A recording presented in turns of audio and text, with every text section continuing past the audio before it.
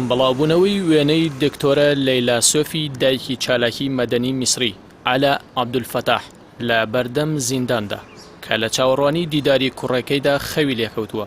شەپۆلێکی سۆزی جەماوەری لە ناوخۆ و دەرەوەی میسردا پێکێناوە کە مانگێک بەسەر مانگرتن لە خواردنی ئەو چالاکە مەدەنیەت تێدەپەڕێت و خێزانەکەی ئاگاداری دۆخی تەندروستی ناوبراونین. خێزانەکەی وێنەی دایکی عەلا عەبدولفەتاحیان بڵاو کردەوە و داوایان لە داواکاری گەشتی کرد بۆ ئەوەی بتوانن ببینن و دارمانی پێویستی بۆ بنێرن. عەلا عەبدولفەتاح کە یەکێکە لە هێماکانی شۆڕشی ینایری 2011 میسر لە 29 ئەیلولی ساڵی 2019دا لە دوای هەندێک ناڕزایی و خۆپیشاندانی سنووردار دەستگیرکراوە و لە 15 ئایاردا مانگێکی تەواو بە سەرمانگرتنی لە خواردن تێدەپەڕێت.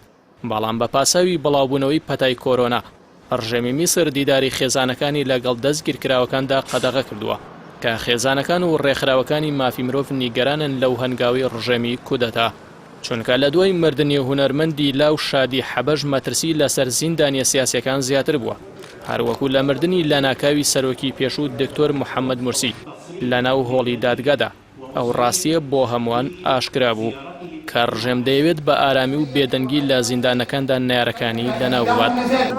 دکتۆرە لەیلا سۆفی دایکی ئەو چالاکە مەدەنیە کە وێنەکەی بە شێوەیەکی بەربەڵاو لە تۆڕە کۆمەڵایەتیەکاندا بەڵاو بوویەوە، مامۆستای زانکۆی قاهیرەیە، هەر بۆیە ئەو دیمەنە هەمووانی هەژاند و بووە هێمەی کەسوکاری دەستگیرکراوەکان کە بە دژواری و دەیان فلتەری ئەمنیدا تێدەپەڕن و لە دوای بێڕێزی و شکاندنی شکۆی مرۆییان ڕێگەی چەند خولەکێک بینینی خۆشەویستانیان پێدەدرێت.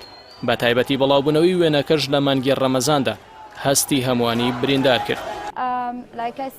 لە دوای بڵاوبوونەوەی وێنەکەی و ئامادەبوونی بۆ ئەنجامدانی دیمانەیەک لەگەڵ ناوبراودا ڕۆژنامەنووس لینا عەتاوڵای سەرنووسەری پێگەی ئەلکترۆنی مەدا میسر لەلایەن پاسەوانانی زیندانەکەەوە دەستگیر کراوە، دواتر لەلایەن داواکاری گشتیەوە تۆمەتی وێنەگرتنی بێمۆڵەتی دامەزراوەیەکی سەربازی ئاراستە کرا و بە کەفالەتی 2000 جونەیهی میسری تا ڕۆژی دادگایی ئازاد کرا.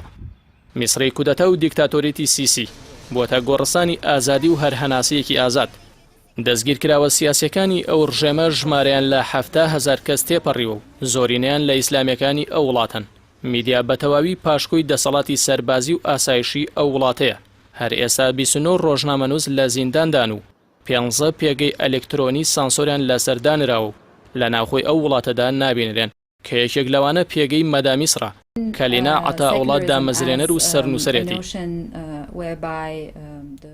تا ئێستا چەندین جارە هێزە منیەکان هەڵیان کوتاوەتە سەر نووسینگەکەی و ڕۆژنامەنووسەکانیان دەستگیر کردو و ئازاریان داون. تەنانەت لە 25 تشرینی دووەمی ساڵی 2019دا داواکاری گشتی بە فەرمانی داواکاری ئاسایشی دەوڵەت نووسینگەکەیان بە تۆمەتی ئیخوانی بوون پشکنیوە. گوایە ئیخوان موسلیمین ئەو پێگەیی دامەزراندووە. ئەوە لە کاتێکدا لینا بۆ خۆی ڕۆژنامەنووسێکی عەلمانیە و پێشینەی کاری لەگەڵ چەندین ڕۆژنامەی بەناوبانگی خۆرئاواییدا هەیە. بە پەیامەری پەیامنێرانی بێسنوور میسر لە کوی 180 وڵاتی جیهاندا پلەی 166 خراپی مامەڵەی لەگەڵ ڕۆژنامەنووسان و میدیادا وەرگرتووە.